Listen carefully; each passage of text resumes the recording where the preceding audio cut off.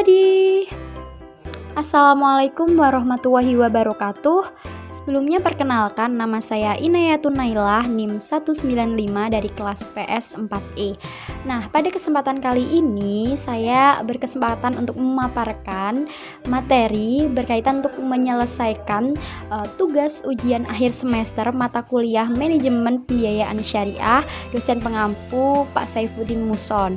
Nah, kali ini saya akan memaparkan berkaitan dengan kebijakan dan teknik pembiayaan di bank syariah pastinya. Oke, kita langsung lanjut ke pembahasan materinya aja ya. Nah, jadi our topics yang akan kita bahas itu ada 6 subbab nih. Yang pertama ada meliputi ketentuan kebijakan pembiayaan bank syariah. Kemudian yang kedua ada penyusunan rencana pembiayaan. Yang ketiga ada kelayakan pemberian pembiayaan. Yang keempat ada proses administrasi pembiayaan. Yang kelima ada pengamanan pembiayaan, Dan yang keenam itu ada jenis rambu-rambu kesehatan bank syariah. Lanjut pada pembahasan yang pertama, kita bahas tentang kebijakan dan teknik pembiayaan. Nah, apa sih kebijakan dan teknik pembiayaan itu? Pastikan ini sangat diperlukan dalam bank syariah ya, dalam pemberian pembiayaan di bank syariah pastinya. Nah, sebenarnya ada 6 kategori yang meliputi kebijakan dan teknik pembiayaan. Nah, yang pertama itu ada golongan nasabah, di mana ada wholesale. Nah, wholesale ini apa sih? Jadi kayak usaha yang sifatnya grosiran seperti itu atau himpunan banyak. Nah, ini biasanya meliputi nasabah korporasi dan menengah. Kemudian ada retail. Retail itu berarti usaha yang sifatnya eceran seperti itu. Nah, ini meliputi nasabah pengusaha kecil. Kemudian yang kedua itu ada berkaitan dengan valuta. Nah, valuta ini apa sih? Valuta ini pembiayaan yang berkaitan dengan aktivitas dan mata uang asing. Kemudian yang ketiga ada berkaitan dengan penggunaan. Nah, penggunaan pembiayaan itu dapat digunakan biasanya untuk modal kerja, kemudian untuk investasi dan konsumtif. Kemudian yang keempat itu berkaitan dengan skala prioritas. Nah, dalam bentuk pembiayaan program pemerintah maupun pembiayaan komersil biasanya. Nah, kemudian yang kelima ada sektoral.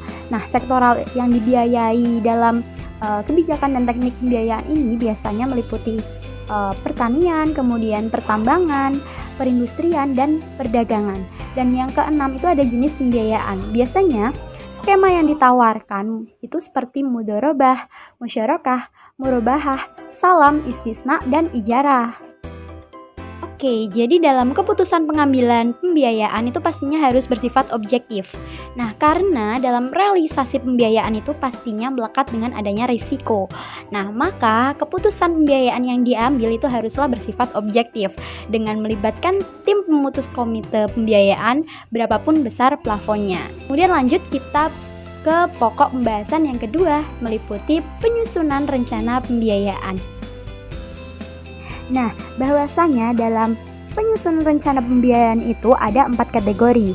Yang pertama itu ada berkaitan dengan sumber dana. Nah, biasanya itu membicarakan berkaitan dengan berapa volume dana yang dapat dikumpulkan, kemudian berapa volume dana yang dapat disalurkan, dan yang ketiga itu dari mana sumber dana tersebut.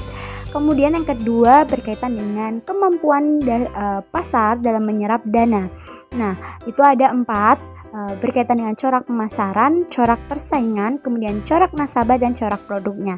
Dan yang ketiga itu ada berkaitan dengan anggaran bank. Nah, bahwasanya pencapaian keseimbangan antara sumber dana dengan pasar dana yang dimiliki oleh bank tersebut. Kemudian yang keempat itu ada ketentuan moneter. Nah, dalam situasi tight money policy, biasanya jumlah ekspansi pembiayaan itu akan dibatasi. Nah, sehingga manajemen bank itu haruslah bekerja dengan efisien untuk tetap menguntungkan dan meminimalisir debitur macet atau kredit macet. Seperti itu. Oke, pokok pembahasan yang keempat itu berkaitan dengan kelayakan pemberian pembiayaan. Pada dasarnya ada 2 aspek pertimbangan pemberian pembiayaan. Nah, yang pertama itu ada surat permohonan pembiayaan. Nah, biasanya meliputi apa saja sih gitu. Yang pertama itu ada meliputi identitas pemohonnya. mulai dari KTP-nya, kemudian identitas diri, kemudian kedua ada legalitas usaha, itu berkaitan dengan SIUP, SITU, NPWP dan sebagainya. Kemudian yang ketiga itu ada berkaitan dengan perizinan, dan yang keempat itu ada berkaitan dengan bukti kepemilikan agunan. Nah, agunan ini apa sih? Agunan ini aset atau barang-barang yang dijaminkan oleh kreditur kepada debitur. Nah, yang kedua itu ada proses evaluasi.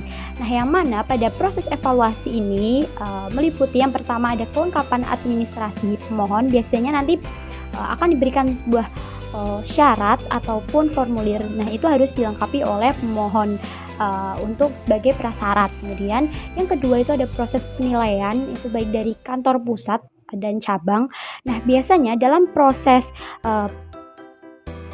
pengamanan pembiayaan ini itu akan dilakukan secara on-desk seperti itu yang meliputi verifikasi dokumen, kemudian penelitian dan verifikasi, kemudian yang ketiga mengidentifikasi, mendeteksi dan melakukan penilaian itu sendiri.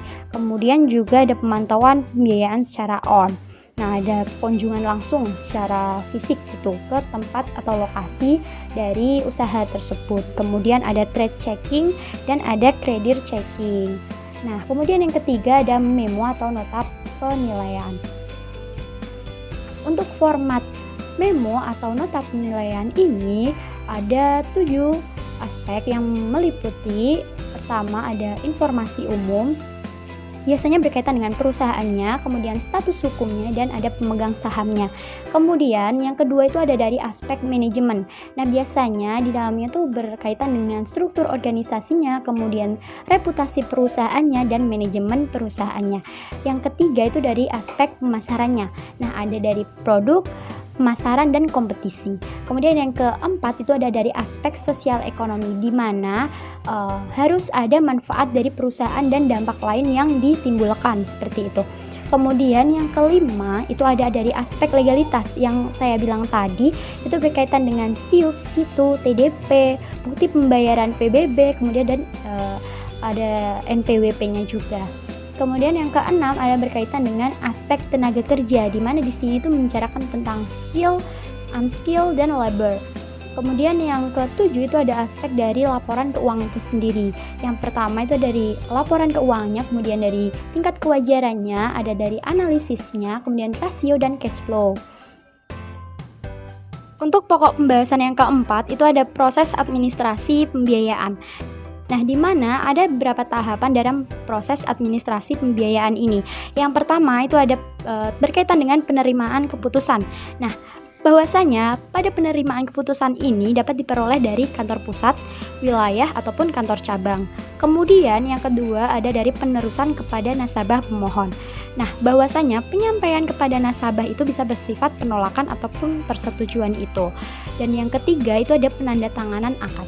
Jadi, apabila atas surat persetujuan tersebut nasabah pemohon itu menyanggupi kriteria yang sudah diberikan oleh debitur, maka akan dilakukanlah penandatanganan akad itu.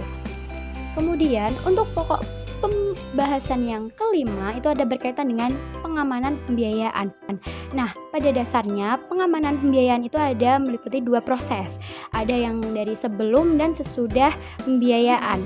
Nah, untuk yang pertama itu untuk sebelum realisasi pembiayaan, bahwasanya itu bank melakukan penutupan asuransi atau pengikatan agunan, seperti yang saya sudah bilang tadi, bahwasanya agunan itu sendiri berkaitan dengan barang-barang berharga milik pihak kreditur yang dititipkan ke pihak debitur.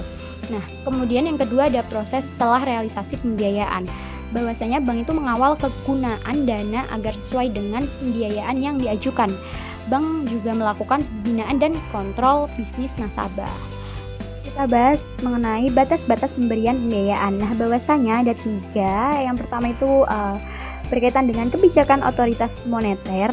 Nah, berdasarkan surat keputusan Direksi Bank Indonesia nomor 31/177/DIR pada tanggal 31 Desember tahun 1998 tentang BMPK atau batas maksimum pemberian kredit pada bank umum.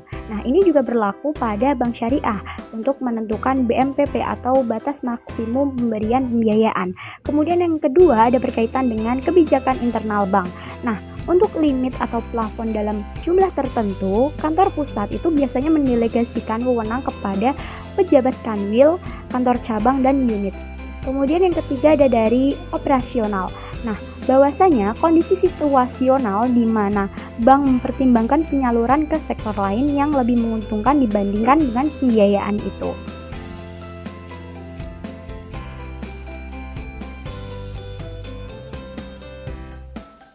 Oke, kita lanjut ke pembahasan yang terakhir. Nah, kali ini membahas mengenai jenis rambu-rambu kesehatan bank syariah. Nah, untuk rambu-rambu kesehatan di bank syariah sendiri ini dikategorikan dalam 4 kategori. Yang pertama itu ada berkaitan dengan analisis pembiayaan, di mana bank itu wajib untuk menempuh cara-cara yang tidak merugikan bank itu sendiri dan kepentingan nasabah yang mempercayakan dananya kepada bank. Kemudian yang kedua ada berkaitan dengan BMPP atau BMPD. Nah, berdasarkan UU Perbankan pasal 11 ayat 3 itu tentang batas maksimum pemberian kredit atau BMPK. Kemudian yang ketiga ada financing to deposit ratio. Nah, di mana bank itu boleh memberikan pembiayaan melebihi jumlah dana pihak ketiga asalkan tidak melebihi dari 110%. Kemudian yang keempat itu ada capital adequacy ratio. Nah, di mana mengukur proporsi modal sendiri dibandingkan dengan dana dari luar. Nah, semakin besar rasio tersebut, maka akan semakin baik posisi modal sebuah bank seperti itu. Oke, mungkin kurang lebih itu saja yang bisa saya sampaikan. Kurang lebihnya mohon maaf apabila banyak terdapat kekeliruan baik yang disengaja maupun yang tidak disengaja. Sebelum penutupan saya ingin berpantun terlebih dahulu. Nah, kupat jangan santan menawi lapat nyuwun pangapunten. Sekian dan terima kasih. Wassalamualaikum warahmatullahi wabarakatuh. Thank you, enjoy it, happy watching.